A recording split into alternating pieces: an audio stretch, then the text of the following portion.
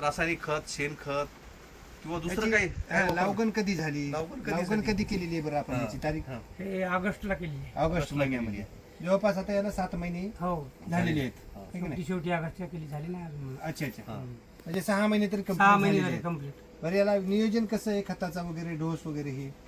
नियोजन पहिल्यांदा ड्रिचिंग केल्या हा. 19-19च्या, हा नंतर बेसल डोस दिला बरोबर. 10-26 आणि हे मल्टीप्लायर हो. 5 किलो टाकलेलं आहे. अच्छा अच्छा. 5 किलो एकरी. हो तर एकूण किती एकरचा प्लॉट आहे आपला? ते 2-2.5 एकरचं आहे. आणि चेक करतात.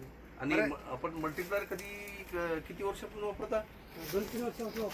मागच्या वर्षी कशाला वापरलं होतं? केळीलाच वापरलं होतं. केळीचा वापरलं होतं. तर मागच्या वर्षी केळीचा कसा रिझल्ट आला? जोरदार आला. तर म्हणजे साधारणतः किती 25-30 किलोचा घड भरला होता. बेर रास आलती. त्याच्या अगोदर केळी होती का मल्टीप्लायर नाही वापरण्याच्या नाही, अगोदर? नव्हती ना. ते पहिली होती 10-15 वर्षाखाली. तेव्हा कसं आहे तेव्हा काय मल्टीप्लायर नव्हतंच. होतं आपल्याकडे आलंच नव्हतं. तर त्यावेळेस केळी किती व्हायची? त्याची काय तो 10-15 किलोचा घड बाई. असं का? बरं.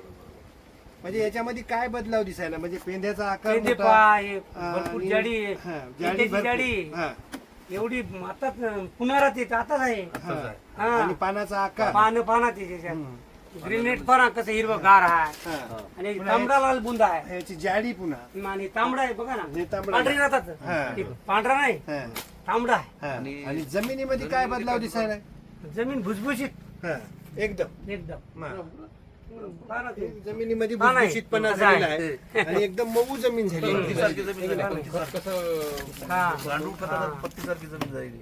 आणि हा जो काही पेंदा आहे, तर हा आकार हा जसा पेंदा आहे का काही 10 कृषी दुकानदारांना मोजला आहे म्हणला, जे झाड विकते की नाही.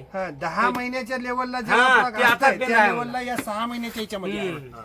आणि म्हणून त्या ज्या घडाचा आकार राहणार आहे आता नंतर, हा. तर ही घडाचा आकार सगळ्यात मजबूत राहणार आहे. तेवढ्याच मजबूत हा. राहणार, मजबूत.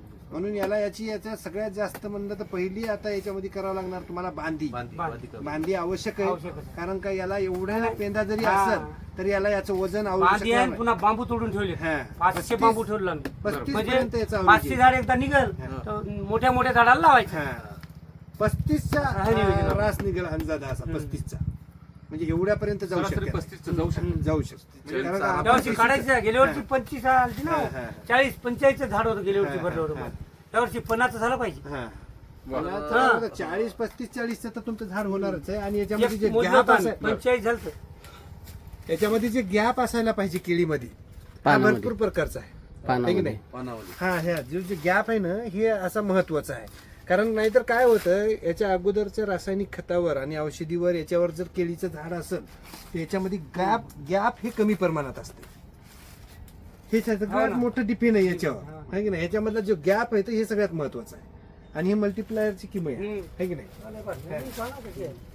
तुम्हाला किती एकर क्षेत्र आहे सर तुमचं? हा, किती एकर क्षेत्र आहे? क्षेत्र 20 एकर आहे. 20 एकर आहे. मग आता तुम्ही मल्टीप्लायर सगळ्या 20 एकरला वापरता? नाही, वापरलं नाही अजून. आता इथून पुढे वापरणार चला, वापरणार 100%? 100%. 20 एकरला 20 बॅग बॉक्स केले पाहिजे तुमचे, बरोबर?